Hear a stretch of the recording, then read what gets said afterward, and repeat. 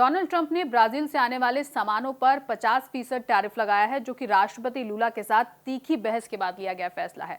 इस कदम का उद्देश्य ब्राजील को सबक सिखाना और ब्रिक्स देशों को कमजोर करना है, खासकर भारत और चीन को चेतावनी देना कि अमेरिकी हितों को चुनौती देने पर आर्थिक परिणाम भुगतने होंगे। ट्रंप का ब्राजील पर यह कदम ब्रिक्स समूह के प्रति उनकी गहरी नापसंदगी को दर्शाता है। इसे उन्होंने अमेरिकी विरोधी कहा है। ब्रिक्स यानी कि ब्राजील, रूस, भारत, चीन और दक्षिण अफ्रीका देशों का समूह वैश्विक व्यापार में अमेरिकी डॉलर के प्रभुत्व को चुनौती देने और अपनी अपनी मुद्राओं में व्यापार को बढ़ावा देने की वकालत कर रहा है।